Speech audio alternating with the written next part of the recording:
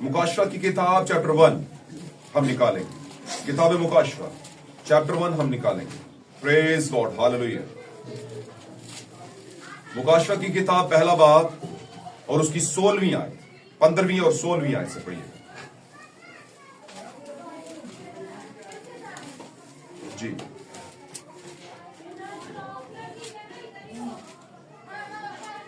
और उसके पांव उस खालिस पीतल के से थे, हाँ जी, जो भट्टी में तपाया गया हो। हाँ जी, हाँ जी, और उसकी आवाज जोर के पानी की सी थी। हाँ जी, और उसके दाहिने हाथ में 7 सितारे थे।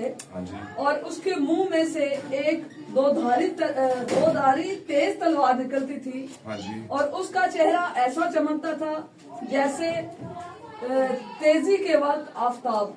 ऐसे चमकता था जैसे तेजी के वक्त। खुदा आपको बरकत दे। मत्ती की इंजील का 17वां बाब और उसकी पहली और दूसरी आयत जल्दी से। मुकद्दस मत्ती रसूल की मार्फत लिखी गई खुदा यीशु मसीह की अंजील और उसका 17वां बाब 17 चैप्टर और वर्स 1-2 जी, पहली और दूसरी आयत। 6 दिन के बाद यीशु ने पतरस और याकूब हाँ जी, और उसके भाई यूहन्ना को हमरा लिया। 6 दिन के बाद यीशु ने पतरस, याकूब और उसके भाई यूहन्ना यानी पतरस, याकूब और यूहन्ना को साथ लिया जी। हमरा लिया और उन्हें एक ऊंचे पहाड़ पर अलग ले गया। हमारा का मतलब है साथ लिया और उन्हें एक ऊंची जगह पर, ऊंचे पहाड़ पर ले गया जी। और उनके सामने उसकी सूरत बदल गई। और इन 3 लोगों के सामने उसकी क्या हो गई? सूरत बदल गई जी। और उसका चेहरा सूरज की माने चमका। और इसका चेहरा वैसे ही जैसे मुकाशवा में बताया कि तेजी के वक्त आफताब चमकता है, उसका चेहरा सूरज की मानद, आफताब की मानद चमका। और उसकी पोशाक नूर की माने सफेद हो गई। और उसकी पोशाक नूर की मानद सफेद हो गई। और देखो मूसा और एलिया उसके साथ बातें करते हुए उन्हें दिखाई दिए। और देखो मूसा और एलिया उनसे बातें करते हुए दिखाई दिए। पतरस ने यीशु से कहा है, खुदावंद, हाँ जी, हमारा यहाँ रहना अच्छा है। हाँ जी, मर्जी हो तो मैं यहाँ 3 डेरे बनाऊं। हमारा यहाँ रहना अच्छा है, अगर मर्जी हो तो यहाँ पर मैं 3 डेरे बनाऊं जी। एक तेरे लिए, एक तेरे लिए, मूसा के लिए, हाँ जी, और एक एलिया के लिए। एक तेरे लिए, एक मूसा के लिए और एक एलिया के लिए। खुदावंद के कलाम का पढ़ा जाना और सुना जाना हमारे लिए बाइस बरकत हो। किताब यूहन्ना में हम चलेंगे, चैप्टर 1 में चलेंगे, आखिरी हवाला पढ़ेंगे। 3 गवाह उठाए हैं हमने ताकि खुदावंद के नाम को पूरी तरह से देखा और समझा जाए और जलाल दिया जाए, और ये काम सिर्फ खुदा का रूह कर सकता है। Praise God, hallelujah. सब बोले आमीन, सब बोले खुदावंद का नाम मुबारक हो, खुदावंद का नाम मुबारक हो। Praise God. पहले उसमें चले जाएं, चैप्टर 1 यूहन्ना की इंजील चैप्टर 1 निकालिएगा। हालेलुया, सिताइश यीशु के नाम की। और उसकी 4थी आयत से पढ़ना शुरू कीजिए नीचे की तरफ जी। उसमें से कोई उसमें जिंदगी थी, उसमें जिंदगी थी और वो जिंदगी आदमियों का नूर थी। उसमें जिंदगी थी और वो जिंदगी आदमियों का नूर थी। और नूर तारीकी में चमकता है, और नूर तारीकी में चमकता है, और तारीकी ने उसे कबूल ना किया। ये बात, और तारीकी ने उसे कबूल ना किया। एक आदमी यूहन्ना नाम मौजूद हुआ। एक आदमी यूहन्ना यानी इस्तबाकी जो था वो मौजूद हुआ, नबी जी, जो खुदा की तरफ से भेजा गया था जी। ये गवाही के लिए आया हाँ कि जी, नूर की गवाही दे। वो नूर की गवाही देने के लिए नबूवत आई जी, ताकि सब उसके वसीला से ईमान लाएं। ताकि सब उस नबूवत के वसीला से, गवाही के वसीला से ईमान लाएं जी। वो खुद तो नूर ना था, वो खुद नूर ना था, मगर नूर की गवाही देने को आया था। मगर नूर की गवाही देने को आया था। हकीकी नूर जो हर एक आदमी को रोशन करता है जी, दुनिया में आने को था। हकीकी नूर जो हर एक आदमी को रोशन करता है दुनिया में आने को था। वो दुनिया में था और दुनिया उसके वसीला से पैदा हुई। वो दुनिया में था और दुनिया उसके वसीले से पैदा हुई, और दुनिया ने उसे ना पहचाना, और दुनिया ने उसे ना पहचाना। वो अपने घर आया और उसके अपनों ने उसे कबूल ना किया जी, लेकिन जितनों ने उसे कबूल किया हाँ जी, उसने उन्हें खुदावन के फर्जंद बनने का हक बख्शा। हाँ जी, यानी उन्हें जो उसके नाम पर ईमान लाते हैं। आमीन, आमीन। खुदा के कलाम का पढ़ा जाना और सुना जाना मेरे जीरो हम सब के लिए बरकत, रहनुमाई, इस्लाह और तालीम लेकर आए, और इसके बायस हमारी जिंदगियों में तौबा, मोहब्बत, प्यार, हिलम और मोहब्बत आए, और तमाम तरह का जो प्रॉब्लम है वो दूर हो जाए, और ईमान में हम और ज्यादा मजबूत और मामूर हो जाए। God bless you all. तशरीफ रखिए, खुदा आपको बरकत दे। Praise God. हालेलुया। तशरीफ रखिए। और मैं ईमान रखता हूं कि जो दुख हम यस्सु के लिए सहते हैं, इधर ध्यान दें, जो दुख बहन भाइयों, प्यारे बच्चों, नौजवान बच्चों, बेटों, जो दुख हम यस्सु के लिए सहते हैं वो 5 मिनट का भी हो तो खुदावंद उसको काउंट करता है। सच कह रहा, बिल्कुल सच बात। आमीन। इसको बिल्कुल आपने इजी नहीं लेना। इसका मतलब यह है कि आपने अगर 5 मिनट भी दुख में, ठंड में बैठ के खुदावंद को दिए तो उसका रिवार्ड है। आमीन, आमीन। ये बात मैंने इसलिए कर दी क्योंकि आपने यहां पर जब बैठना है तो आपको पॉसिबल है अबलीस कहे कि यार ठंड बहुत ज्यादा है।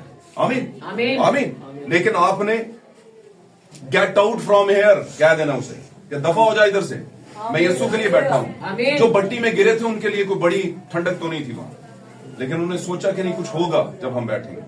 आमीन, आमीन। जब शमसून को शेर रास्ते में मिल गया था तो शमसून के लिए टफ टाइम था, लेकिन एक रूह था उसके साथ। आमीन, आमीन। जो उसको ताकत देता था। आपके साथ भी क्या वो रूह है? आमीन, आमीन। अगर नहीं है तो बुलाना शुरू कर दें। और मैं ईमान रखता हूं अभी कलाम शुरू होगा तो आपके पास वो रूह आएगा। आज का हमारा मौजू है, आज का हमारा मौजू बड़ा जबरदस्त है, मसीह के चेहरे का नूर। मसीह के चेहरे का नूर, सादा सा उन्वान। अब यहां पर मैं चंद बातें आपके सामने रखूंगा, गोशगुजार करूंगा और आपने ध्यान देकर सुनना है और इसको दिल में रखना है, ज़हन में रखना है और इसको इसमें से बरकत को लेना है। पाक कलाम में एक बड़ी वाज़ेह बात मुकद्दस पालूस रसूल ने बयान की कि औरत क्या है? मर्द का जलाल मतलब ग्लोरी, जलाल मतलब नूर, जलाल मतलब रोशनी, जलाल मतलब द बीम ऑफ लाइट। और मैं अगर इसे कहूंगा कि होप ऑफ लाइट, यानी रोशनी जो उम्मीद की रोशनी है, तो ये गलत ना होगा। हमारे लिए एक उम्मीद है और वो यीशु है, वरना तो दुनिया के लिए कोई उम्मीद नहीं है। आमीन। हमारे लिए एक उम्मीद है और वो उम्मीद रोशनी है। हालेलुया। तो जलाल मतलब रोशनी। अब यहां पर मसीह के चेहरे का नूर हम किस में देखेंगे?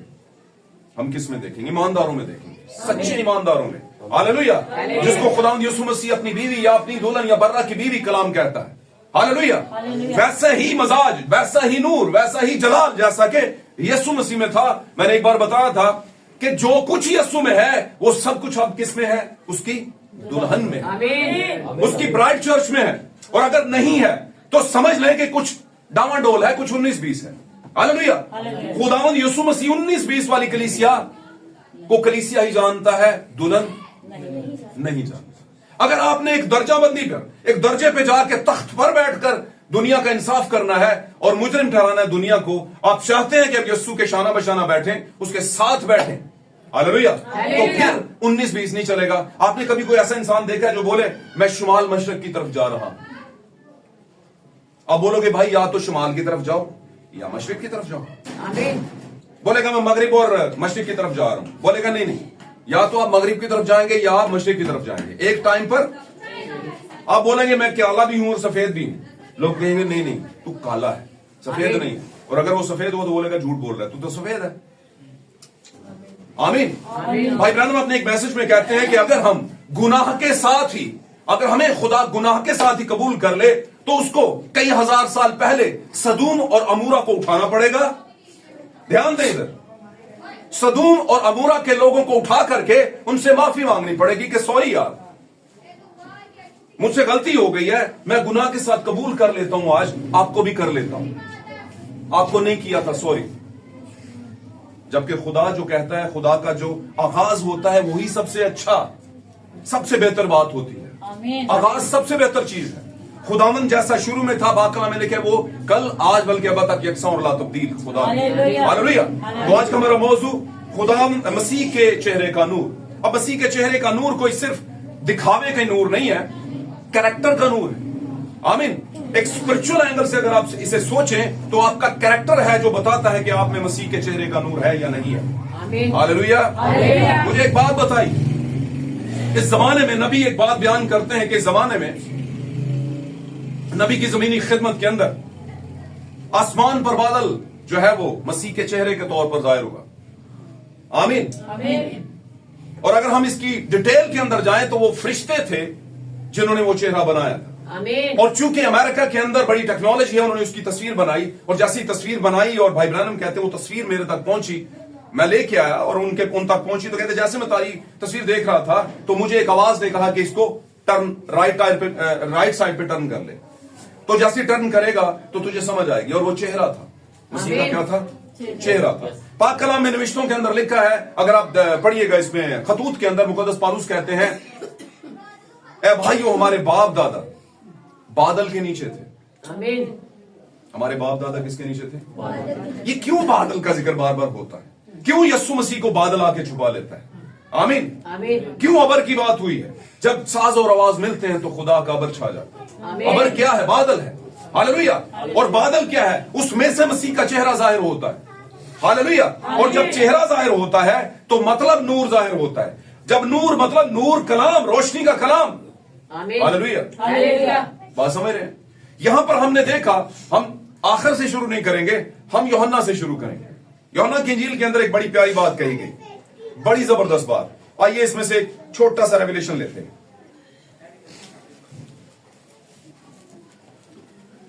7वीं आयत से, यह गवाही के लिए आया कि नूर की गवाही दे ताकि सब उसके वसीला से ईमान लाएं। फिर 8वीं आयत, वो खुद तो नूर ना था मगर नूर की गवाही देने को आया था, हकीकी नूर जो हर एक आदमी को रोशन करता है। Present tense. हकीकी नूर जो हर एक आदमी को रोशन करता है, दुनिया में आने को था, है और था। आमीन।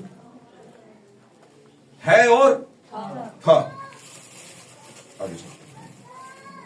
वो दुनिया में था और दुनिया उसके वसीला से पैदा हुई। आमीन। आमीन। और दुनिया ने उसे ना पहचाना। कब ना पहचाना उसे दुनिया? जब वो दुनिया में आया। आमीन। तो उस वक्त की डिटेल के मुताबिक अगर हम इसको ध्यान दें तो यूहन्ना यहां पर बयान करने की कोशिश कर रहा है खुदा की रूह की हिदायत से कि यीशु मसीह वो जो था, जो है और जो आने वाला है। मैंने एक बार आपको पिछले क्रिसमस के सीजन के अंदर एक बात कही थी, जब 25 चल रहा था, तो मैंने इस पर डिटेल बात की थी कि पाक कलाम में लिखा है कि मसीह जो कल आज बल्कि अब तक यकसा और ला तब्दील है। आमीन। आमीन। वो जो था, जो है और जो आने वाला है, एक्चुअली में ये आए तो जो था, हालेलुया, उसको तो आज की कलीसिया सेलिब्रेट कर रही है। क्या था? यीशु मसीह की पहली आमद थी। आमीन। लेकिन यीशु मसीह की दूसरी आमद है, आमीन। उसका किसी को कोई पता नहीं। आमीन। आमीन। और जो आने वाला है उसके बारे में भी शायद है, लेकिन जो मौजूद है उसका पता नहीं है। यहां पर लिखा है हकीकी नूर दुनिया में आने वाला था। फिर आगे चल के कहता है दुनिया ने उसे कबूल ना किया, मतलब प्रेजेंट टेंस। आ गया, आने वाला था और आ गया, लेकिन कबूल न। कबूलियत का माना कबूलियत का कबूल किया जाना और ना कबूल किया, यानी मुनकर हो जाना, इनकार किया जाना, डिनायल हो जाना। आमीन। आमीन। उस नूर का आना और उस नूर को ना माना जाना, इनकार किया जाना, रद्द किया जाना उसका, ये सबसे खास बात है। आपकी मौजूदात जो होती हैं प्रेजेंट टेंस के अंदर, जो कुछ भी आप हैं, अगर कोई उसे कबूल ना करे तो आपको कितना दुख होगा? बोलोगे आपको मैं उस टाइम तो ठीक था, अब नहीं मानता। आपकी उस वक्त की तो मैं 30% भी ठीक मानता हूं, लेकिन इस वक्त की 100% भी नहीं मानता। वजह क्यों नहीं मानता? और दुनिया के लिए सबसे बड़ा टारगेट जो है, दुख का टारगेट, दुख का जो प्रॉब्लम होता है, जिसमें से लोग निकलना चाहते हैं या समझते हैं कि ये दुख की बात है, वो यही है कि आपके मौजूदा वक्त में आपको कोई कबूल ना करे। क्यों जी सर? बोलो अगले साल कर लूंगा कबूल। अच्छा पिछले साल किया था ना, क्यों जी? आप ऐसा उससे कहेंगे, वो बोलेगा यार ये किस तरह की बात कर रहे हो, मैं तो अभी मौजूद हूं, अभी की बात करो, अभी बताओ मुझे, क्या मुझे अभी कबूल करते हो? क्यों जी? दुनिया में बड़े बड़े मामलात और बड़े बड़े चीजें पड़ी हैं, मिसालें पड़ी हैं। मिसाल के तौर पर आप किसी शादी में गए और वहां पर देखा कि जो प्रीस्ट है वो कह रहा है कि हाँ जी आपको कबूल है, बोलेगा वो मैंने पहले भी किया था और आने वाले वक्त में कर लूंगा, आज नहीं करना, तो उसकी शादी का कोई मकसद नहीं रहेगा।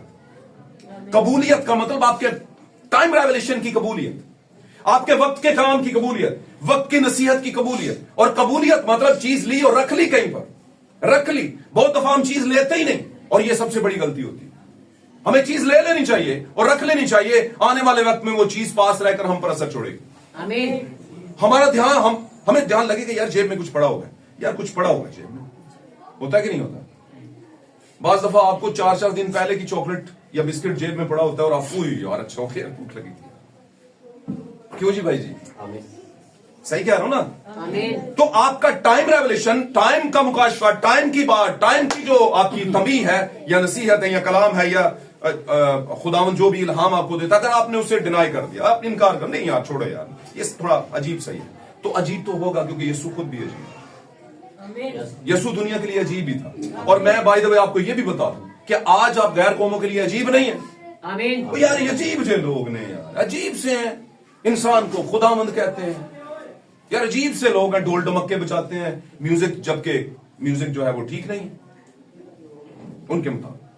यार ये अजीब से लोग हैं यार, ये सारा दिन छोटे मोटे काम करते हैं, ना इनके को काम अच्छे होते हैं साफ सुथरे, और इस तरह, और रात को आकर यीशु यीशु करते हैं। किस तरह के लोग हैं यार? वहां पे तो लिखा है वो यीशु है ही नहीं, उसका नाम ही नहीं यीशु लिखा, उसका नाम तो कोई और लिखा है। क्यों जी? तो दुनिया का एक बड़ा हिस्सा जो है गैर क़ौम का आपको डीमोरलाइज करता है, आपको जो है वो कोशिश करता है कि इनको बेइज्जत किया जाए या इनको पस्त किया जाए किसी वजह से। क्या होता है कि नहीं होता? आमीन। क्या आपके स्कूल्स में, आपके कॉलेजेस में, आपके ऑफिसेज में ऐसा नहीं होता? होता है, 100% होता है। और आप चांद भी लगा के माथे पे चले जाएं, फिर भी वो आपको डीवैल्यूएट करेंगे, डिक्रीज करेंगे। और ये है क्योंकि ये बीज है भाई, ये बीज है। और बाइबल का एक ही नतारा है, बाइबल का एक ही तरीकाकार है इसे समझने का। अगर आपने बीज को समझ लिया, अगर आपने खुदावंद के जीन को समझ लिया, अगर आपने खुदावंद के ऑफस्प्रिंग को, उसकी जो नस्ल है, उसका बीज है, तुखम है, उसे समझ लिया, तो फिर आप समझ जाएंगे कि मैं कहां पर खड़ा हूं। आमीन। आप अपनी पहचान अगर चाहते हैं, इस एल्बम के अंदर कोई तस्वीर आपको नजर आए आयतों में पाक कलाम के, तो फिर वहां पर आपको अपना जीन ढूंढना पड़ेगा। और एक और बात करता चलूं, आपको अपने लिए एक ऑर्डर ढूंढना पड़ेगा कि मेरी इसमें क्या हुक्म है, मेरे लिए क्या हुक्म है भाईजान। क्यों जी सर? आमीन। ये खुदावंद जो आकाओं का आका है, खुदावंदों का खुदा है, आमीन, द किंग्स ऑफ किंग जिसे कहते हैं, शहनशाहों का शहनशाह, बादशाहों का बादशाह है, उसके कुछ ऑर्डर्स हैं भाई हमारे लिए और हम सबके लिए। यहां पर जो शख्स खड़ा है ये मिट्टी का है। अगर यहां पर से कोई बात निकलती है तो प्री प्लान नहीं है, मैंने बहुत दफा बताया। ये बातें खुदावंद देता है और आप तक आती हैं और मेरे तक आती हैं और हम सबके लिए फिर नजात का बायस बनती है। हालेलुया। तो मैं ये कहने की कोशिश कर रहा हूं कि अपनों ने उसे ना पहचाना का मतलब यह है कि अगर आज यीशु आया हुआ है तो कितने लोगों को पता है कि यीशु आया हुआ है? आज ट्रू बिलीवर्स जिसे सच्चे ईमानदार कहते हैं, मेक बिलीवर्स जिसे बनावटी ईमानदार कहते हैं, और नॉन बिलीवर्स जिन्हें गैर ईमानदार कहा जाता है, सारे ही अपने अपने चर्चेज में ये गीत गाते हैं, यीशु उतरा है यहां हम गाएंगे, वो मौजूद है यहां हम गाएंगे। गाते हैं कि नहीं गाते? लेकिन क्या इस हकीकत को मानते हैं कि यीशु उतरा हुआ है? आमीन। और ये कब उतरा था? आमीन। याद रखिए, एक बड़ा प्यारा वादा पाक कलाम में यीशु मसीह ने कहा, मैं जाता हूं और दूसरा मददगार तुम्हारे लिए, और देखो वो पहले तुम्हारे साथ साथ था, फिर वो तुम्हारे साथ साथ कब था? उनकी तो हवा को भी नहीं पता था कि हमारे साथ साथ कौन है। वो तो समझते थे ठीक है यीशु है, मौजज़े करता है, लेकिन जब तक उनको कुछ मिला नहीं। 120 की जमात के 50वें दिन पर, पेंटिकोस्टल दिन, पेंटिकोस्ट के दिन के ऊपर, आमीन, हालेलुया, अब तक उन्हें किसी चीज का अनुवाद नहीं हुआ, किसी चीज की इंटरप्रिटेशन नहीं हुई, किसी चीज का पता नहीं चला कि इस बात का क्या मतलब है, इस बात का क्या मतलब है, इस बात का क्या मतलब है, बल्कि यीशु से ही पूछते थे, बल्कि यीशु से ही पूछते थे। ये शुक्र है कि पूछते थे। यीशु भीड़ को छोड़कर घर चला गया तो वो उसके पीछे गए। उसने कहा सारी तमसीलों की समझ आती है, पर इस तमसील की समझ हमें अभी तक नहीं आई। समझा के ये कड़वे दाने की तमसील क्या है। आमीन। बात समझे कि नहीं समझे? आमीन। तो यीशु ने उनको समझाई। तो शुक्र है कि वो पूछते थे। पूछते क्यों थे? क्यों पूछते थे? भाई आपने रोटी क्यों मांगी? क्योंकि आपको कहीं लगी हुई थी, आमीन। अंदर पेट की। हालेलुया। हालेलुया। फिर आपने एक पकाई और दे दी, ये ले बेटा खा। और जैसे ही आप अभी रोटी दूसरी डालने लगे थे, बेटे ने रोटी खत्म कर ली। बात समझे कि नहीं समझे? आमीन। मतलब इसका क्या है कि बेटे को जरा भूख क्या है, ज्यादा। क्या ख्याल? आमीन। मेरी बातों को समझो। ये जो है यहां पर टाइम रेवलेशन जो है, आपके वक्त का जो मुकाशवा है, आपके वक्त का जो कलाम है, जो खुल चुका है, कब? पहले जमाने से शुरू हुआ और फिर आखिरी जमाने में आकर खुल रहा था। हर जमाने के अंदर खुदा एक ऑर्डर दे रहा है, उसका खुलासा जो है वो जब खुल चुका है आपके आखिरी जमाना के अंदर, तो आप उससे आएं बाएं शाएं करें तो ये आपका सबसे बड़ा क्या है? गुनाह है। इसका दूसरा मतलब मैं आपको बताता हूं, वो दुनिया में था और दुनिया ने उसे कबूल, वो नूर होकर आया और नूर को तारीकी ने कबूल। दो ही चीजें हैं, या हम नूर में हैं या हम तारीकी में। हम कहें कि नूर में हैं और नूर की बात को कबूल ना करें तो दूसरा मतलब है हम नूर में नहीं है, हम तारीकी में है। आमीन। किताब मत्ती के अंदर मत्ती रसूल बयान करते हैं, देख जो रोशनी तुझ में है कहीं वो तारीकी तो नहीं है। देख चेक कर। और भाई ब्रैनम अपने एक मैसेज में कहते हैं, this is the lamp trimming time. ये आपके चिरागों की, आपकी मशालों की नोक पलक का टाइम है। उन्हें काटे, कोयला काटे ताकि रोशनी निकले ऊपर, क्योंकि कोयले जमे हुए हमारी जिंदगियों के ऊपर। कहीं ना कहीं पर किसी के दिखावे में आकर के हम कहते हैं नहीं, यहां से ये लोग ठीक नहीं, यहां से लोग भद्दे हैं, यहां से लोग गलत हैं, यहां से लोग ऐसे हैं, वैसे हैं, वैसे हैं। क्योंकि दुनिया की जो साइंस है उसने गलबा हासिल कर लिया और लोग बड़े अफसोस के साथ कहना पड़ता है कि कुछ इसके गलबे में आ भी चुके हैं। लेकिन ऐसा नहीं है कि गलबे में आ गए तो छुड़ाए नहीं जा सकते। पाक कलाम में लिखा है, तुम में वो है जो उससे बड़ा है जो दुनिया में है। तुम्हारे अंदर वो है, और अगर हमारे अंदर वो है तो फिर दुनिया का गलबा जो मर्जी कर ले। यस्सु के लहू में इतनी ताकत है कि वो हमारे हर तरह के गलबे को जो माजी में हो चुका उसको क्लीन आउट कर सकता है, साफ कर सकता है, धो सकता है। तारीफ हो यीशु के नाम। हालेलुया। सब बोले हालेलुया। तारीफ हो। यहां पर वो कहता है कि वो दुनिया में था और दुनिया ने उसे कबूल ना किया। हकीकी नूर दुनिया में आने वाला था। जब आने वाला था तो मतलब आने वाले की उम्मीद थी कि आएगा। बनी इस्राएल का एक बड़ा हिस्सा यीशु को कबूल नहीं कर सका, वजह जो भी।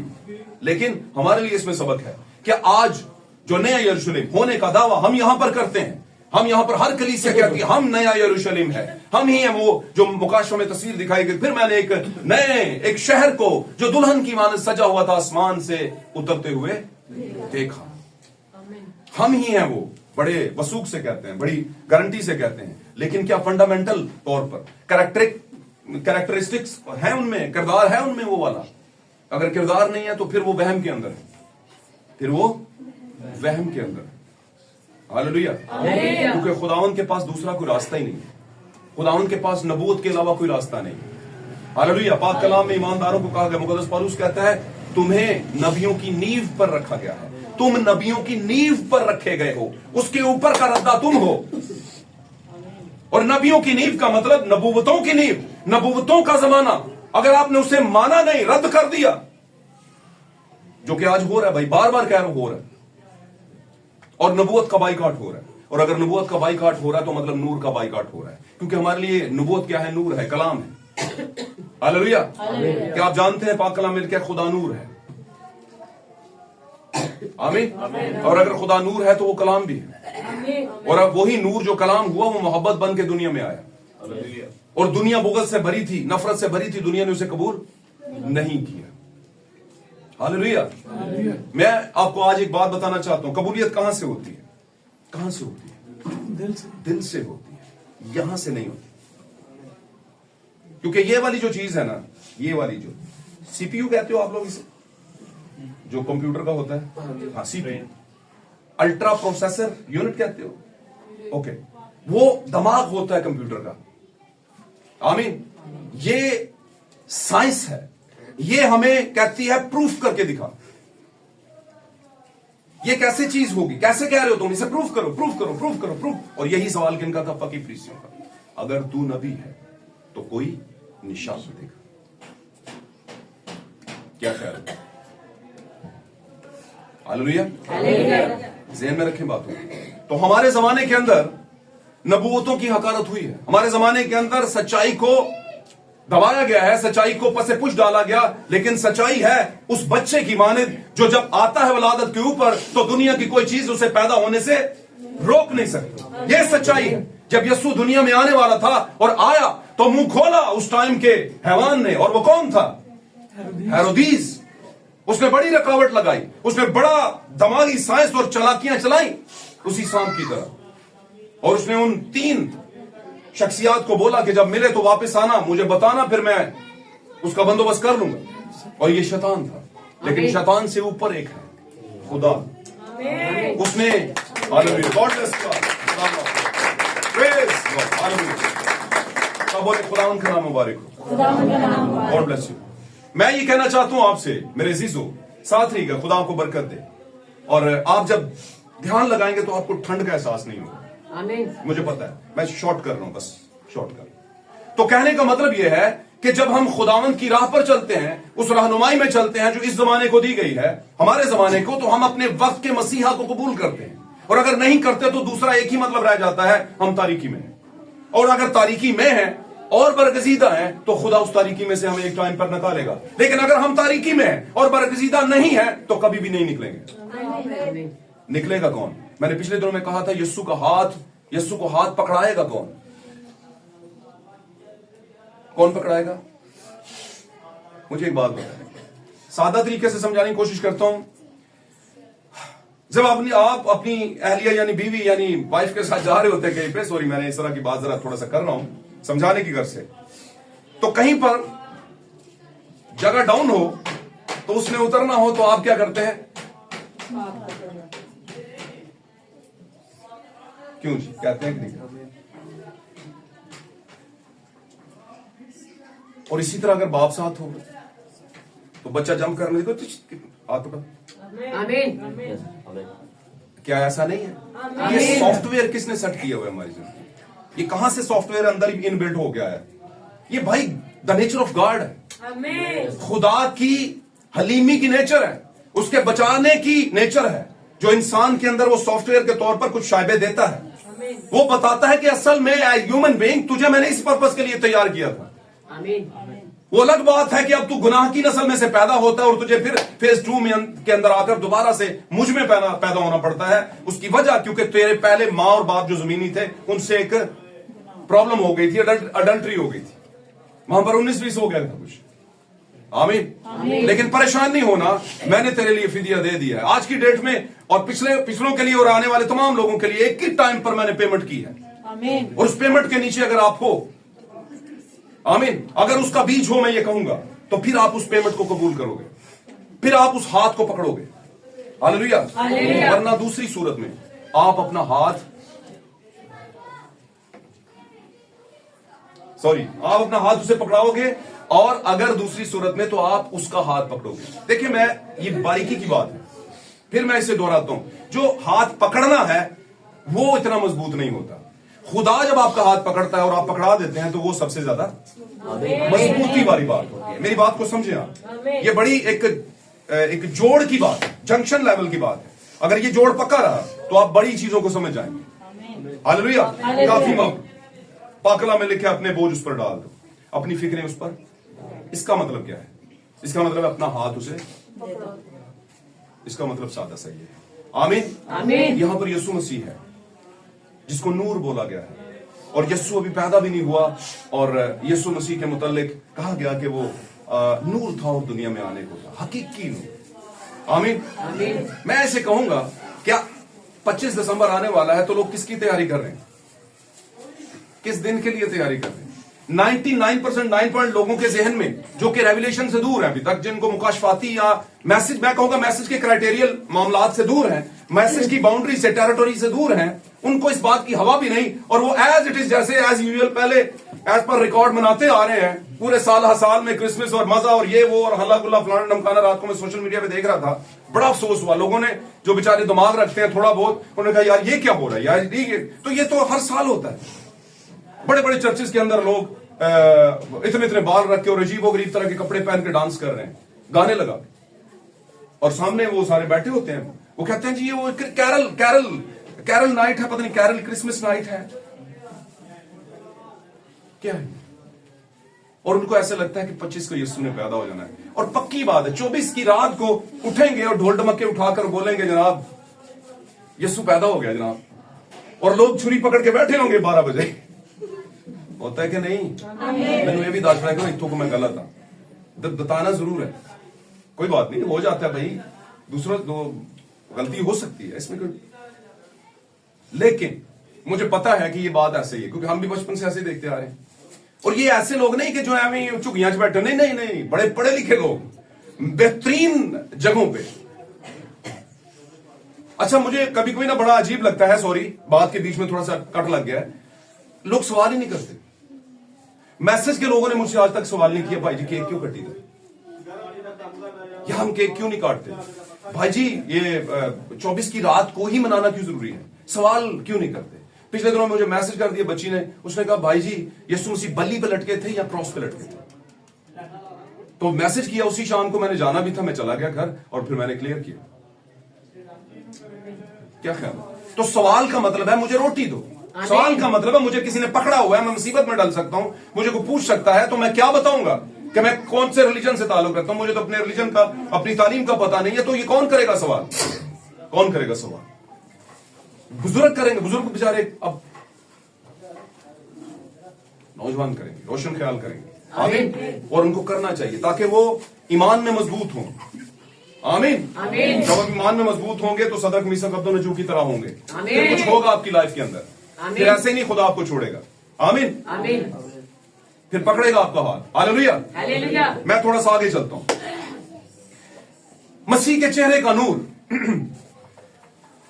लिखा है दुनिया में आने को था, नूर दुनिया में आने को था, और लोग बनी इस्राइल थे उस टाइम की पहली कौम जो इल्हाम पर यकीन रखती थी, इलाही उस पर मामलात पर, और खुदा उनकी उम्मीद पर भी थी, क्योंकि नविश्तों के अंदर लिखा था कि यीशु मसीह जो वादे का मसीहा है, मौदा मसीहा, आमीन, मसाया, प्रॉमिस्ड मसाया जिसको कहा जाता है, वो आने वाला है। और जब वो आया तो इतने सिंपलिसिटी से आया कि लोगों ने उसे पहचाने नहीं कि ये वो है, क्योंकि यीशु मसीह, भाई ब्रैनम अपने एक मैसेज में कहते हैं कि यीशु मसीह जो है हमेशा सिंपलिसिटी में जाहिर होता है।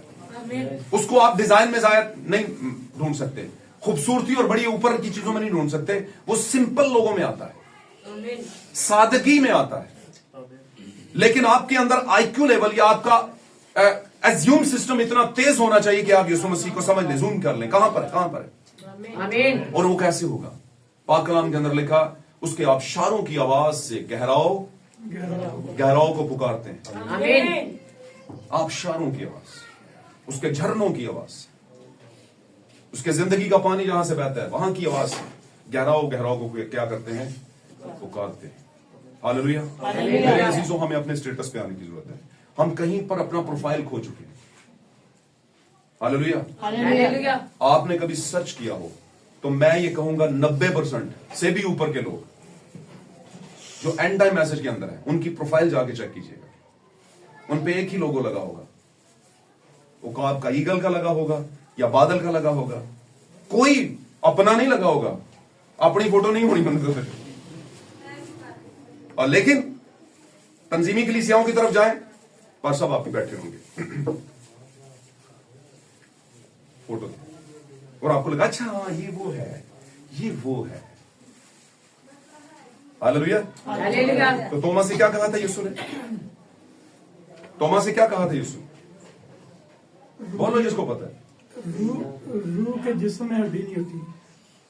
हाँ जी। उसने जब शक किया था। हाँ जी। और ये क्या? बात। जी जी बोलो। हाँ जी। और भी कोई बोल सकता है? मैं खत्म करने वाला हूं, जल्दी जल्दी बोले, जल्दी बोले। जब उसने उंगली डाल ली, उसके बाद क्या हुआ? अगला, यानी पिछला सीन छोड़ दें, अगले सीन की बात। फिर क्या हुआ? बोल लो, पता है सारे, हिम्मत नहीं करते बोलना क्यों? कोई और ही बोल लेके केड़ी गल है सारी, बस ही बोलना है। ओ भाई बोल दो, भाई बोल दो। अच्छा था कि तू ओके, कोई और बोल दे। बोलो बोलो भाई बोलो। ए हुन टाइम तुसी आप ही जाया कर दे पे वे लो, जल्दी से बोलो। इतनी मशहूर मारूफ आयत है, वर्ष है, और इससे इतनी बरकत मिलती है ईमानदारों को, और जो नए अपकमिंग ईमानदार हैं, नए आने वाले ईमानदार, उनको भी देखें। जब यीशु मसीह जी उठने के बाद वहां पर जाहिर हुए तो शागिर्द डर गए, और तोमा उस वक्त मौजूद ना था, लेकिन बाद में आया। जैसे ही बाद में आया तो वो मान नहीं रहा था, और यीशु मसीह ने उसे मनवाने के लिए, क्योंकि यीशु अपने बीज को नहीं छोड़ता, उसे कहता हूं ऐसा नहीं कि मेरा पुत्र मेरी मानदानी पे आदि अनुवास वैसे ही फारग कर दा, जैसे तंजीमी कलीसियां कहती हैं कि कायन को आग इसलिए किया था, उसका निसबनामे में इसलिए नाम नहीं है क्योंकि उसने अपने भाई को कत्ल कर दिया। मैं क्या गाल नहीं है, कत्ल से ऊपर भी बड़े जुर्म है जो बाइबल में हुए हैं, लेकिन निसबनामे में उनके नाम डले हुए हैं।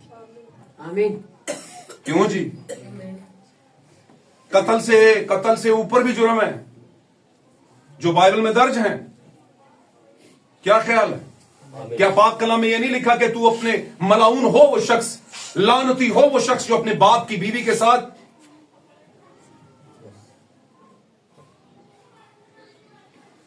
तो अगर याकूब के 12 बेटों की बात करें,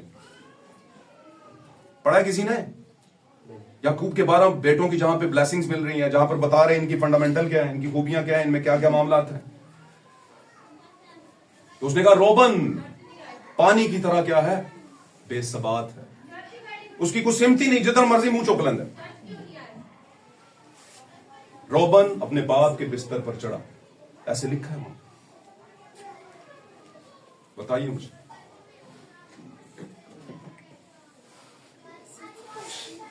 इसलिए कहते हैं कि मर्द हजरात स्टडी रखें, जड़ी कि नहीं रखनी अगली 20 साल तक भी रैप्चर हो जाने तो रखनी किसी नहीं होने की ऐसी बिलीवर।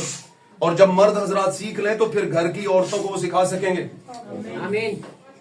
क्योंकि बहुत सी चीजें ऐसी हैं जो इखलाकन बयान करने से हमें इखलाकियात जो है ना थोड़ा सा रोकती है कि थोड़ा सा, हालांकि जो टाइम चल रहा है इसमें तो सारी चीजें वाज़े बतानी चाहिए, क्योंकि बड़ी चीजें ऐसी हैं जिनमें हमें शर्म करनी चाहिए और हम नहीं करते, और यहां पे हमें शर्म आनी शुरू हो जाती है। हालांकि ये तो सीखने की बातें हैं। तो कहने का मतलब है क्या ये छोटा जुर्म है? लेकिन क्या रोबन 12 बुजुर्गों में शामिल नहीं?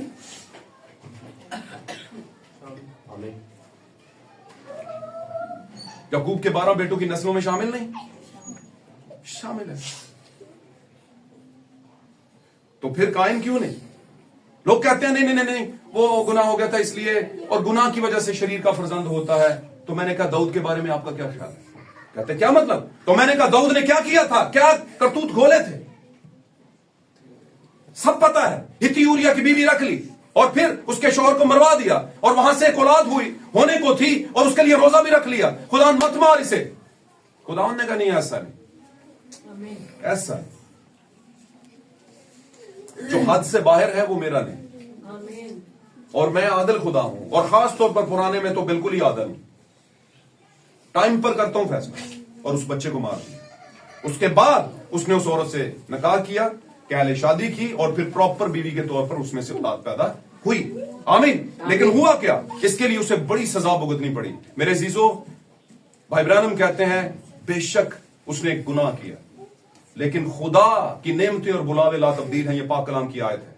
खुदा ने जब उसे बुलाया था एक बादशाह होने के लिए, आमीन, साथ रहिएगा, बुलाया था, तो जब वो हराम कारी कर रहा था तब भी वो एक नबी और बादशाह ही था, नबूवत वाला ही था और बादशाह भी था।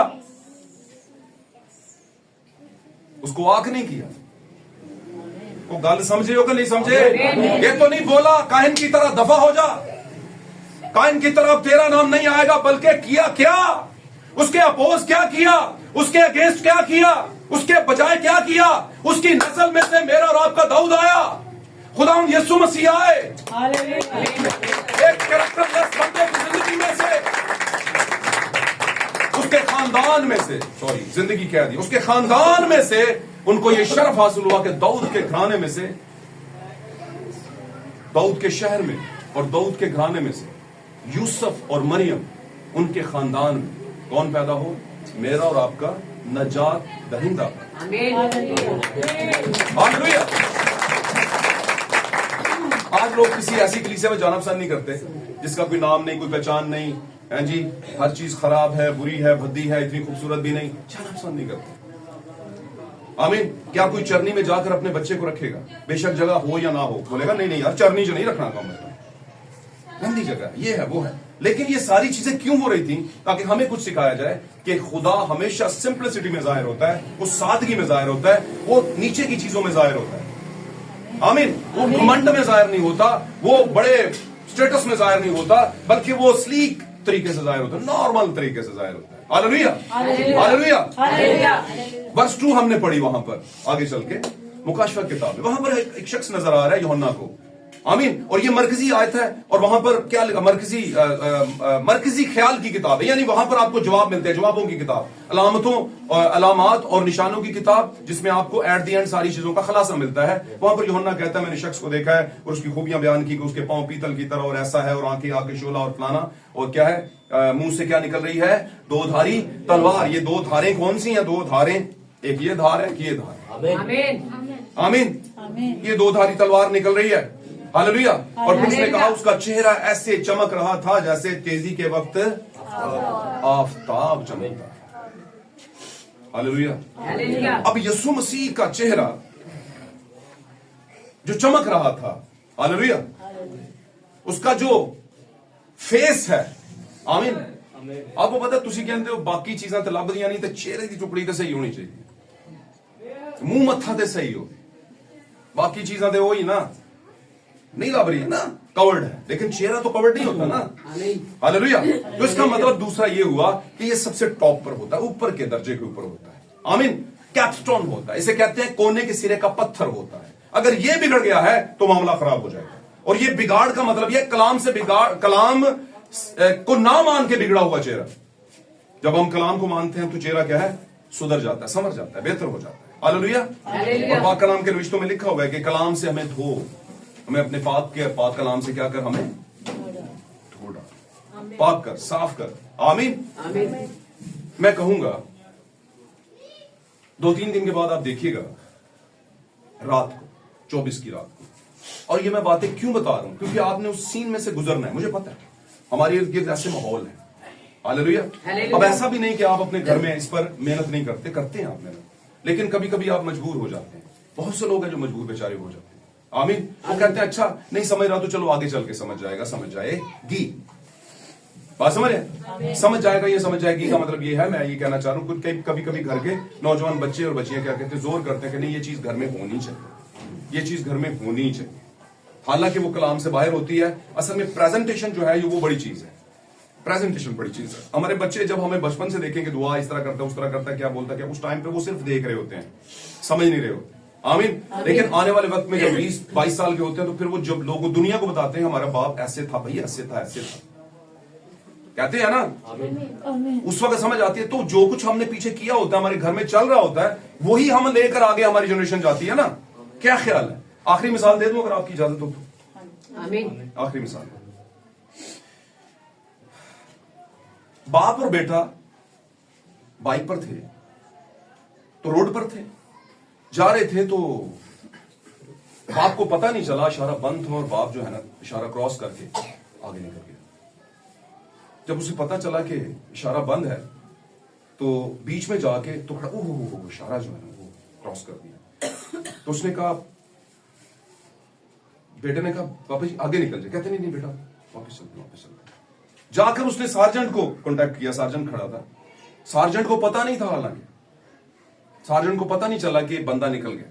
वो सार्जेंट के पास आया और उसने बोला सर ये इशारा क्रॉस करने का कितना फाइन है? क्या ना गल सुनी, इशारा क्रॉस कर दिया मैंने। कहते अच्छा मैंने नहीं देखा, तो इशारा क्रॉस कर दिया है और इसका कितना सर जुर्माना है? तो उसने कहा मैंने देखा नहीं, आपने अगर कर लिया था तो निकल जाते आगे। किसी ने कौन सा देखा था? कौन सा किसी ने आपको देखा? तो आप अजीब आदमी हो यार, वापस आ गए हो तो मुझे डिफाइन कर दो, निकल जाते आगे। कहता नहीं देखा था ना। कहते किसने देखा था? मैंने तो देखा नहीं। कहता ये जो मेरे पीछे बैठा है मेरा बेटा, इसने देखा था, कल को ये भी करेगा इशारे क्रॉस। इसलिए इसे पता है कि मैंने जो गलती की है उसका मैंने पेमेंट की है। कहेगा कि नहीं मेरे बाप ने गलती की थी, उसकी पेमेंट करके आया था। वो जुर्म नहीं करता। आमीन। समझें, आप जो हरकत करोगे आपके बच्चे देखेंगे, देखेंगे, देखेंगे। चाहे आपके अपने बच्चे हो, आपकी बहन के बच्चे हो, आपके बाप के बच्चे हो, जिसके भी बच्चे हो, आपसे रिलेटेड हैं, वो आपकी हरकतों को देखेंगे और जो देखेंगे वही करेंगे, इसके अलावा कुछ नहीं करेंगे। आमीन। जब कोई बीच में आकर इंटरफेयर नहीं करेगा, उन्हें समझाएगा नहीं, समझ लें बातों। उसने कहा देखा है, आपने नहीं देखा तो मेरे बेटे ने तो देखा है ना, इसने देखा है। कि इशारा रोक, ट्रैफिक सारी रुकी थी और हम क्रॉस कर रहे हैं, 20 लोगों को बताएगा रेड बत्ती जल रही थी, पापा गुजर गए, किसी ने नहीं देखा, हमें तो कोई परवाह नहीं। और कल को वो 20 बार करेगा और एक दिन करते करते करते आर पार हो जाएगा किसी दिन। आमीन। क्योंकि ट्रैफिक का सिग्नल जब तोड़ा जाता है तो कोई भी गाड़ी आकर ऊपर चढ़ा सकता है। क्या ख्याल है?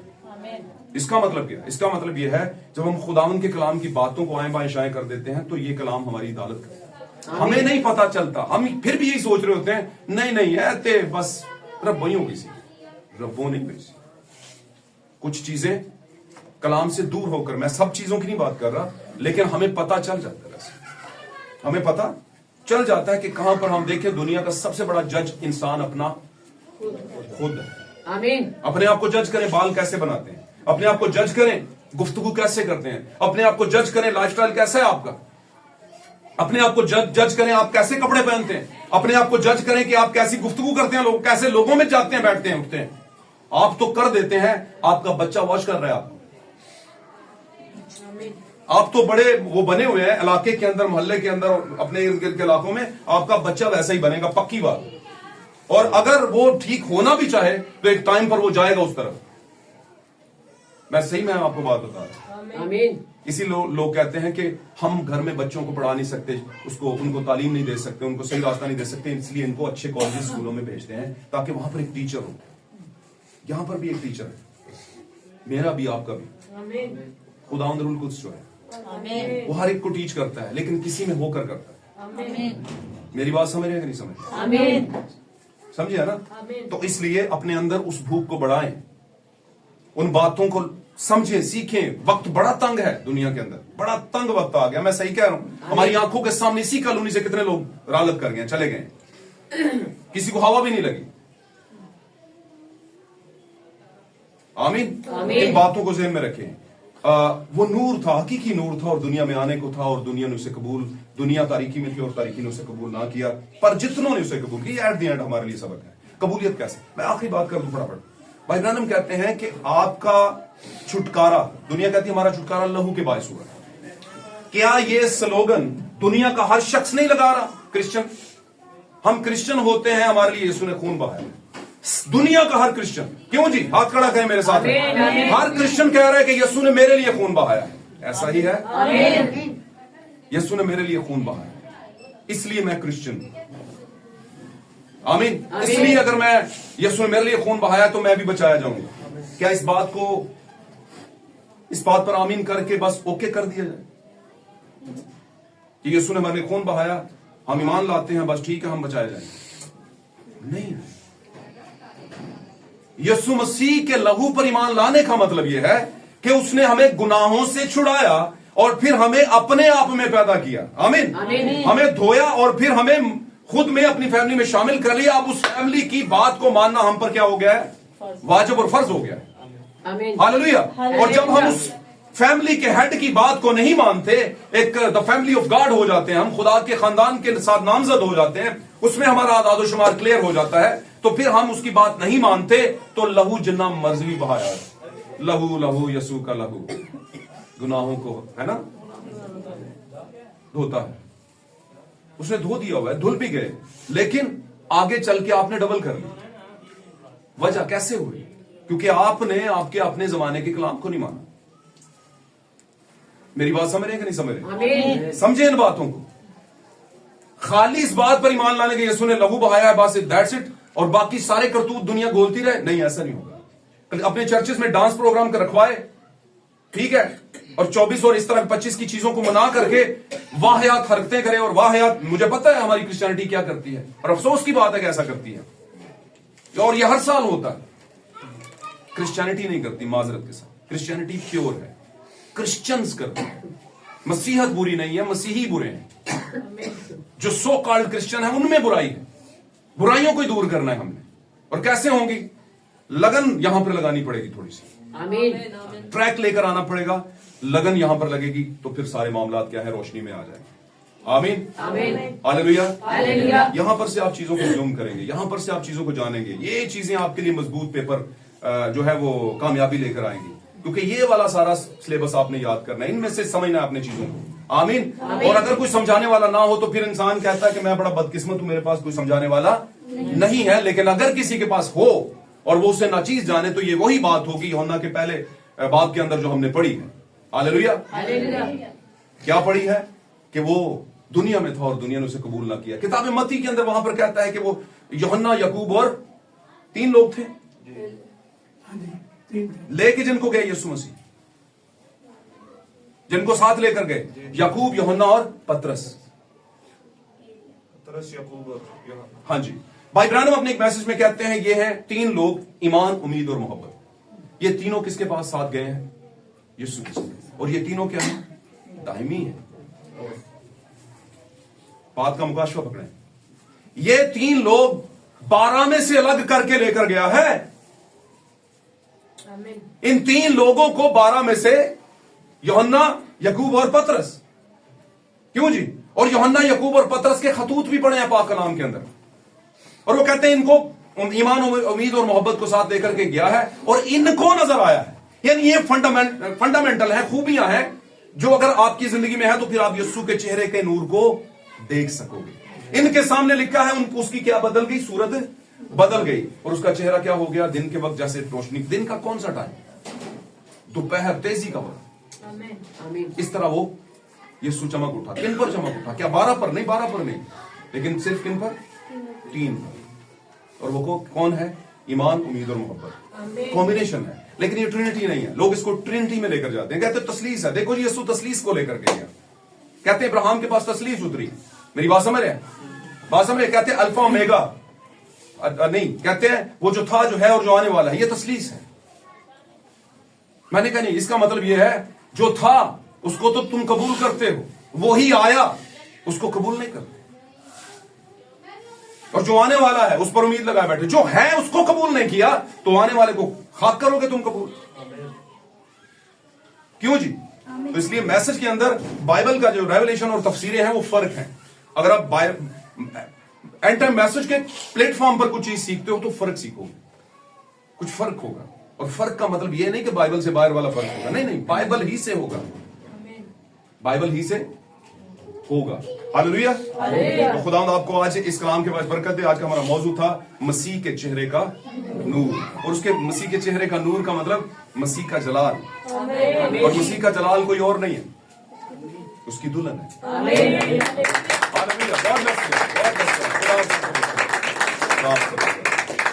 आज इस कलाम का पढ़ा जाना, सुना जाना हम सबों के लिए नजात, रहनुमाई और बरकत लेकर। God bless you all. खुदा आपके साथ।